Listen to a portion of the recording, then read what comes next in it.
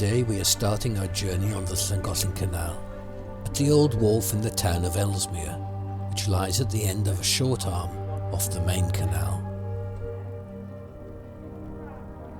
In its heyday, the wharf was a hive of activity, and most of the buildings were built by the Earl of Bridgewater. This red brick warehouse dates from the second half of the 19th century and still retains its Shropshire Union lettering.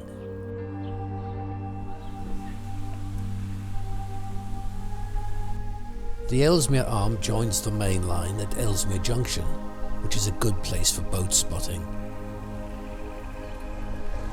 Turning left at this point takes you to Whitchurch and then on to Hurlston Junction and the Shropshire Union, while to the right lies the border with Wales and the start of the waterway at LLangollen.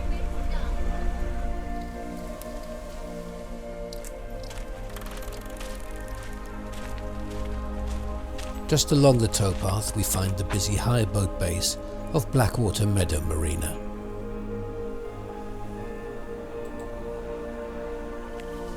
The waterway started life as part of the Ellesmere Canal and was rebranded as the LLangollen in the 1980s.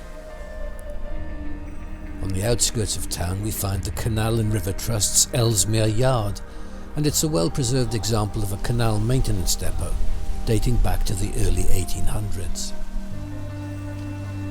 The canal office was built in 1806 as the administrative headquarters of the Ellesmere Canal Company. The area around Ellesmere offers great walking, and it's worth taking time to explore the area properly. The LLangollen Canal boasts not one but two grand aqueducts, the famous Poncysyllte Aqueduct at Trevor, and first its smaller partner at Chirk. Chirk Aqueduct consists of 10 arches, each with a span of 40 feet, and carries the LLangollen Canal across the Chirk Valley. It was designed by Thomas Telford for the Ellesmere Canal Company and completed in 1801 at a cost of nearly £21,000. The railway viaduct, constructed between 1846 and 1848, was the work of the Scottish engineer Henry Robertson and was built 30 feet taller than the aqueduct, as if to exert its importance. The cast iron trough is 710 foot long and carries boats 70 feet above the river. The original structure only had iron plates at the base of the trough.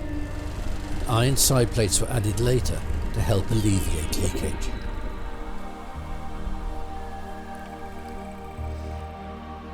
As you navigate the aqueduct, the waterway crosses the border from England into Wales, and at the far end of the canal enters Chirk Tunnel. The tunnel is 460 yards long and is designed for a single standard narrowboat, so passing is not possible. The tunnel was one of the first to incorporate a towpath inside.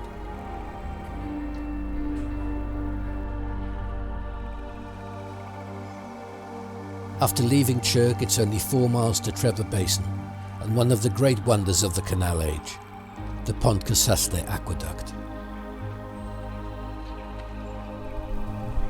Trevor is a popular destination both for tourists and boaters alike and can get very busy during the summer months.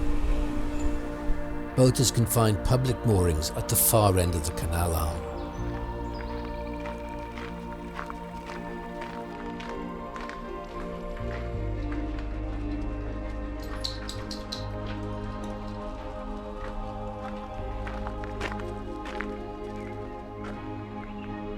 The Canal and River Trust Visitor Centre is well worth visiting, as it houses a collection of historical artefacts dating back to the construction of the aqueduct.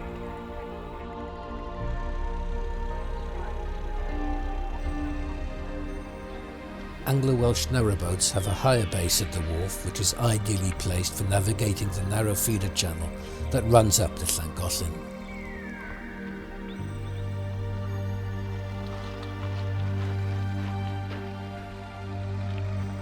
Before venturing onto the aqueduct, you can take a footpath off to the left to explore a circular trail that drops down to the valley floor and the River Dee. A section of the route does include some very steep steps.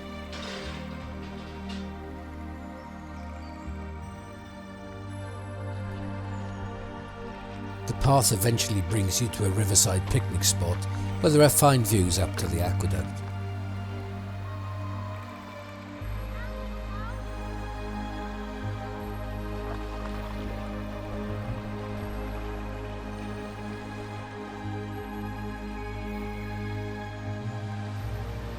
The return route runs through a pleasant wooded area that borders the river, and then turns to climb up the steep hillside immediately below the aqueduct. The immense engineering feat that went into the aqueduct's construction can truly be appreciated from this vantage point.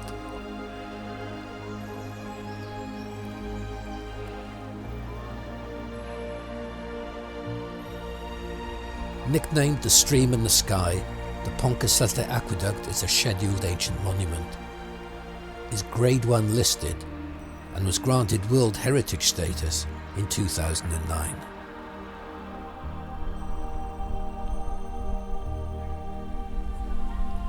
Perhaps the greatest feat of engineering on the entire UK canal network, the aqueduct was designed and built by Thomas Telford and opened in 1805.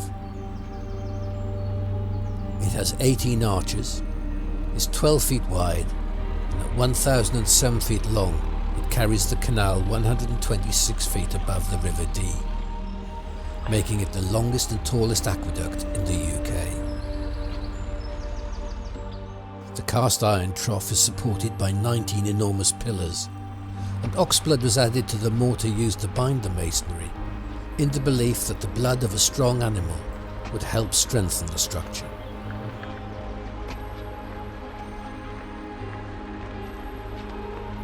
Leaving Trevor Basin, the very narrow canal runs for 4 lock-free miles up to Llangollen Wharf.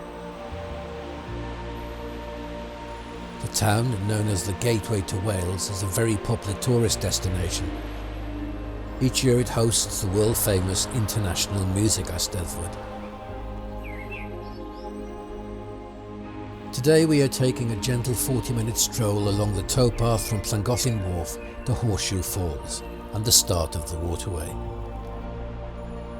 At the wharf you can embark on either a horse-drawn boat trip along the feeder canal to the falls, or a motorised trip downstream to the Poncaste Aqueduct.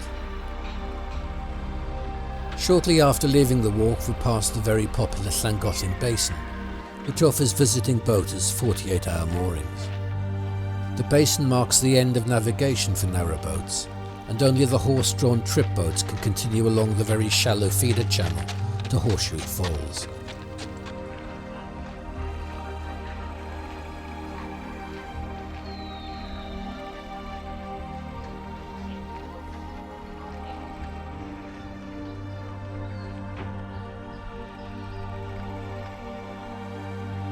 The canal runs above the fast-flowing waters of the River Dee, and during its construction had to be hewn out of the rocky hillside.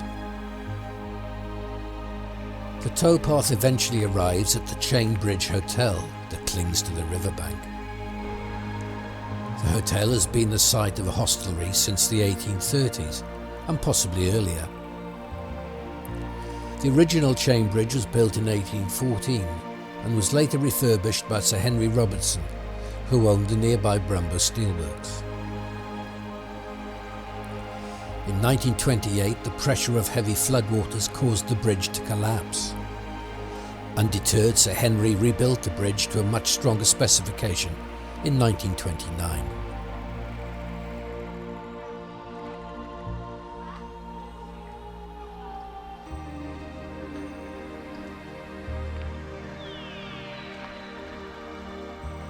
After passing under the road bridge, it's only a few minutes' walk to Horseshoe Falls. Designed by Thomas Telford and completed in 1808, the 406-foot-long weir complements the surrounding landscape, and the gently sloping meadow beside it makes a popular picnic spot.